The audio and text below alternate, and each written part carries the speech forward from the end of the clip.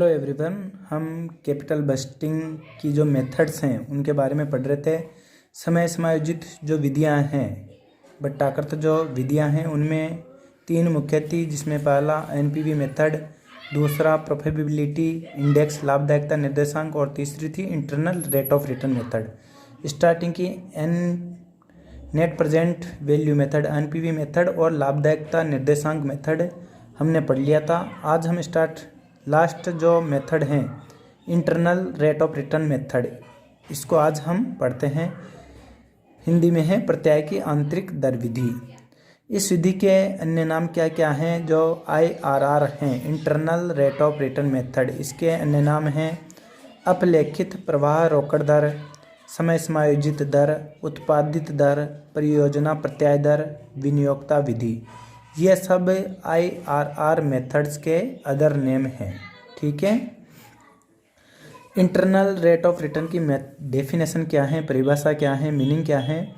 प्रत्याय की आंतरिक दर, internal rate, वह दर होती है जिससे किसी परियोजना के वार्षिक रोकड़ अंतर्वाहों का वर्तमान मूल्य उस परियोजना के वर्तमान विनियोग मूल्य अथवा परियोजना की वर्तमान लागत के बराबर हो जाता है। यानी इंटरनल रेट ऑफ रेट वह दर है जहां एनपीवी 0 होती हैं। और एनपीवी 0 कब होगी? जब कैश इनफ्लोज और कैश आउटफ्लोज दोनों इक्वल होंगे तो ऑटोमेटिकली एनपीवी 0 हो जाएगी। तो डेफिनेशन यही बताती है। IRR क्या है? प्रत्याय की आंतरिक दर वह दर होती है जिससे किसी परियोजना के वार्षिक रोकड़ अंतर्वाहों का वर्तमान मूल्य उस परियोजना के वर्तमान विनियोग मूल्य अथवा परियोजना की वर्तमान लागत के बराबर हो जाता है। यानी एनपीवी 0 हो जाती हैं। जिस परियोजना की आंतरिक प्रत्याय दर अधिक होती हैं उसको सर्वप्रथम स्वीकार किया जाता है एवं परियोजना को ऊपर से नीचे की ओर उस समय तक स्वीकार किया जाएगा जब तक पूंजी का अवरोध नहीं हो। आंतरिक प्रत्याय की आंतरिक दर की गणना किस प्रकार करते हैं, कैलकुलेट किस प्रकार किया जाता है IRR को? IRR यानी इंटरनल रेट ऑफ रिटर्न ज्ञात करने हैं तो निम्न दो परिस्थितियां हो सकती हैं। पहली परिस्थितियां प्रतिवर्ष रोकड़ अंतर्वाह की राशि समान हो और दूसरा है जो एनुअल कैश इनफ्लो प्राप्त होता है उसकी राशि असमान हो।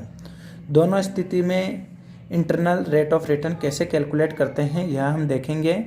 एक एग्जाम्पल लिया हमने जिसमें निम्न समंकों से वार्षिक सारणी विधि का प्रयोग करते हुए आंतरिक प्रत्याय दर ज्ञात कीजिए। इसमें इनिशियल इन्वेस्टमेंट दे रखा है अपने को 10,000, यानी प्रारंभिक लागत है, कॉस्ट है, प्रारंभिक कॉस्ट है वह 10,000 रुपये हैं और एनुअल जो कैश इनफ्लो प्राप्त हो रहा है वह 5 ईयर तक सेम प्राप्त हो रहे हैं 2,637.83। ये 5 वर्ष तक प्रत्येक वर्ष इक्वल दर से एनुअल कैश इनफ्लो प्राप्त हो रहा है। इस केस में IRR internal rate of return कैसे कैलकुलेट करते हैं? अब यहाँ देखिए, यहाँ रोकड़ अंतर्वाह समान है, यानी जो प्रतिवर्ष रोकड़ कैश इनफ्लो प्राप्त हो रहा है वह इक्वल है। अतः सर्वप्रथम प्रारंभिक विनियोग में रोकड़ अंतर्वाह का भाग देंगे, यानी इनिशियल इन्वेस्टमेंट में कैश इनफ्लो का भाग देंगे। यहाँ इनिशियल इन्वेस्टमेंट था 10,000 रुपये, कैश इनफ्लो है 2,637.83। इसको डिवाइड किया तो ये आया 3.791। अब इसको एन्युटी जो सारणी है, एन्युटी जो टेबल है उसमें देखेंगे कि वार्षिक सारणी में 5 वर्ष के सामने 3.79 देखने पर यह 10% के कॉलम के नीचे ज्ञात होता है। अतः इंटरनल रेट ऑफ रिटर्न हो जाएगी 10%। यानी जो वार्षिक सारणी है उसमें इस मूल्य को देखेंगे कि यह कहाँ दिख रहा है या कहाँ मेंशन है। जिस दर के सामने यह 5 वर्ष के सामने मेंशन मिल जाएगा वही IRR रेट कहलाएगी। एन्युटी जो टेबल है वह आपको क्वेश्चंस में मेंशन होके भी आती हैं, नहीं तो डायरेक्ट आपको दे दिया जाता है दर जो है वह। अब जब रोकड़ अंतर्वाह असमान हो उस सिचुएशंस में इंटरनल रेट ऑफ रिटर्न कैसे कैलकुलेट करेंगे? असमान रोकड़ अंतर्वाहों का इसमें क्या करेंगे, असमान रोकड़ अंतर्वाहों का औसत ज्ञात कर लिया जाता है, यानी जो भी इनफ्लोज हैं उनका सबसे पहले एवरेज कैलकुलेट कर लिया जाता है तथा इस औसत के आधार पर अनुमानित आंतरिक प्रत्याय दर की दर पूर्व वर्णित विधि से ज्ञात कर लेते हैं। यानी अनुमान के आधार पर internal rate of return calculate कर लेते हैं। तत्पश्चात अनुमानित आंतरिक प्रत्याय दर के आसपास की किन्हीं दो दरों से रोकड़ांतरवाहों का वर्तमान मूल्य ज्ञात कर वास्तविक दर की गणना हेतु निम्न सूत्र का प्रयोग करते हैं। सबसे पहले क्या करेंगे, जब कैश इनफ्लो असमान हो, अनइक्वल हो, तब सबसे पहले एवरेज कैलकुलेट करेंगे कैश इनफ्लो का। उसके बाद अनुमानित दर पर IRR कैलकुलेट कर लेते हैं। जैसे हमने ऊपर वाले क्वेश्चन में 10% की थी, वैसे अनुमानित दर पर दर ज्ञात करेंगे और उस दर के आसपास की दर एक और दर को शामिल करते हैं। ठीक है, दो दरें कैलकुलेट करते हैं और फिर उनके आधार पर रोकड़ अंतरालों का वर्तमान मूल्य ज्ञात करते हैं और वास्तविक दर की गणना करने हेतु निम्न सूत्र का प्रयोग करते हैं। और वह सूत्र हैं IRR internal rate of return बराबर A plus PVA minus C, PVA minus PVB और B माइनस A। और एक दूसरा जो अधिकतर यूज में लिया जाता है फॉर्मूला वो है L plus PVL minus C, PVL minus PVH into H minus L। यहाँ देखते हैं L का मतलब क्या है, L का मतलब है लोअर ट्रायल रेट, यानी जैसे दो दरें हुई, जैसे सपोज करो अपने दो दरें ली, कैलकुलेट की, अनुमानित आधा 10 और 12%, तो L का मतलब हो गया 10% लोअर ट्रायल रेट। H का मतलब हो गया हायर ट्रायल रेट। C का मतलब ओरिजिनल इन्वेस्टमेंट। PVH का मतलब है present value of cash inflow with higher trial rate. PVL का मतलब है present value of cash inflow with lower trial rate. ठीक है, अब इसका एक क्वेश्चन अपन सॉल्व करते हैं। Determine the internal rate of return using annuity method. वार्षिक विधि का प्रयोग करते हुए आपको internal rate of return calculate करनी है। अपने को फॉलोइंग इन्फॉर्मेशंस दे रखी हैं। इस क्वेश्चन में अपने को इनिशियल इन्वेस्टमेंट दे रखा है 10,000 रुपये। कैश इनफ्लो तीनों साल का अलग अलग है। फर्स्ट ईयर कैश इनफ्लो 5,000 है, सेकेंड ईयर 5,000 है और थर्ड ईयर 2,000 है। आगे कोई इन्फॉर्मेशन नहीं दे रखी, इससे अपने को internal rate of return calculate करना है। सबसे पहले देखेंगे कि जो प्राप्त होने वाला कैश इनफ्लो है वह इक्वल है अनइक्वल है। यहाँ अनइक्वल है तो सबसे पहले क्या करेंगे, सबसे पहले अपन कैश इनफ्लो का एवरेज कैलकुलेट करेंगे। यहाँ एवरेज कैश इनफ्लो कैलकुलेट किया 5,000 प्लस 2,000 डिवाइडेड बाय 3, क्योंकि 3 ईयर का है, तो एवरेज कैश इनफ्लो अपने पास आ गया 4,000। अब उसी प्रकार जिस प्रकार अपन ने कैश इनफ्लो समान होने पे जो दर कैलकुलेट की थी 10%, उसी अनुसार divide the initial investment by the average cash inflow, यानी इनिशियल इन्वेस्टमेंट को कैश इनफ्लो जो आया है उससे डिवाइड करेंगे। इनिशियल इन्वेस्टमेंट 10,000 क्वेश्चन में दे रखा है। एवरेज कैश इनफ्लो जो अपन ने कैलकुलेट कर लिया 4,000 रुपये, डिवाइड किया 10,000 को 4,000 से 2.5। अब देखेंगे कि this 2.5 present value against column of the 3 year is near to 10% rate, यानी यह अपन एन्युटी जो सारणी है उसमें देखेंगे तो 2.5 जो है यह तीसरे वर्ष जो आती हैं यह 10% के कॉलम में मेंशन है तीसरे ईयर में, इसलिए we shall take 10% and 12% rate of discounting. इस वजह से अपन 10% को लेंगे ही लेंगे, क्योंकि ये तो मेंशन हो रखी है उसमें, कन्फर्म है, जो अपन सारणी देखेंगे उसमें। और अपने को दो अनुमानित दरें लेनी है, इस वजह से 10% के एक पास वाली और कैलकुलेट और अपन ने एक दर ले ली, वो ले ली अपन ने 12%, तो अपने पास दो दरें आ गई अनुमानित 10 और 12%। अब हम क्या करेंगे, अब हम फॉर्मूले का यूज करेंगे। फॉर्मूले का यूज करने से पहले जो अपन अपने पास कैश इनफ्लो है उनकी प्रेजेंट वैल्यू कैलकुलेट करेंगे।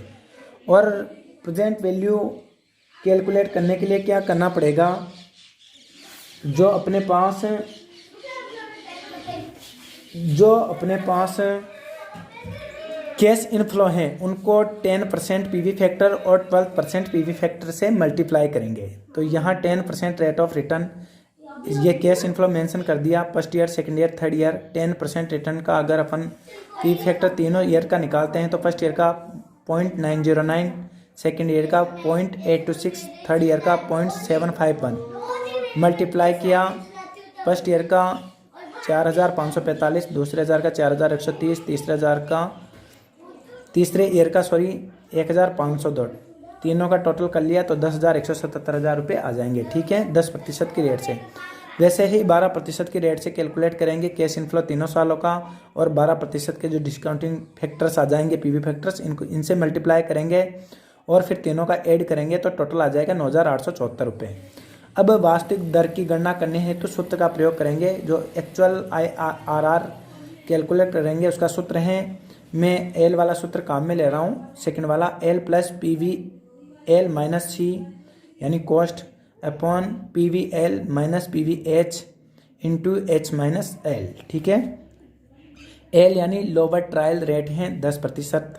ठीक है, PVL यानी लोअर ट्रायल रेट से जो प्रेजेंट वैल्यू अपन ने कैलकुलेट की थी वो, तो 10% लोअर थी, इससे प्रेजेंट वैल्यू कैलकुलेट की थी अपने 10,177। ठीक है, माइनस C, तो C कॉस्ट है अपने पास 10,000 अपॉन PVL यही 10,177 माइनस PVH यानी हायर ट्रायल रेट से जो PV वैल्यू अपन ने प्रेजेंट वैल्यू कैलकुलेट की वो, तो ये है 9,874 इंटू H माइनस L, तो H यानी हाई ट्रायल रेट है 12% माइनस 10 यानी लोअर ट्रायल रेट। इसको सॉल्व करेंगे तो 10 प्लस 10,177 में से 10,000 माइनस करेंगे तो 177 अपॉन 10,177 में से 9,874 बाकी निकालेंगे 303, 12 में से 10 गए तो इंटू 2 आ जाएंगे। ठीक है, फिर इसको सॉल्व किया आगे 10 प्लस इसको पूरे को सॉल्व करेंगे तो ये आएगा 1.17।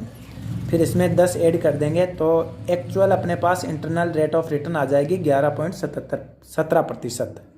11.17% अपने पास actual internal rate of return आ जाएगी। तो सीधी सी बात है, जब कैश इनफ्लो असमान हो उस सिचुएशंस में क्या करना है, उस सिचुएशंस में एक पूरी प्रोसेस है। सबसे पहले एवरेज कैलकुलेट करेंगे, एवरेज कैलकुलेट करने के बाद इनिशियल इन्वेस्टमेंट में जो एवरेज कैश इनफ्लो आएगा उसका भाग देंगे, उससे जो रेट आएगी उसको फिर कॉलम में देखेंगे, कॉलम से वहाँ से अपन एक रेट, वहाँ से अनुमानित रेट लेंगे, उसके आसपास की एक कोई दूसरी रेट और लेंगे, 2 अनुमानित रेट लेंगे और उनको फिर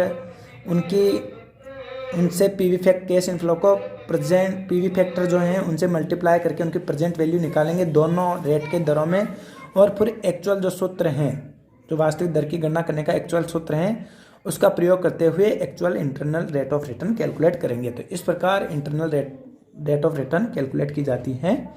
धन्यवाद।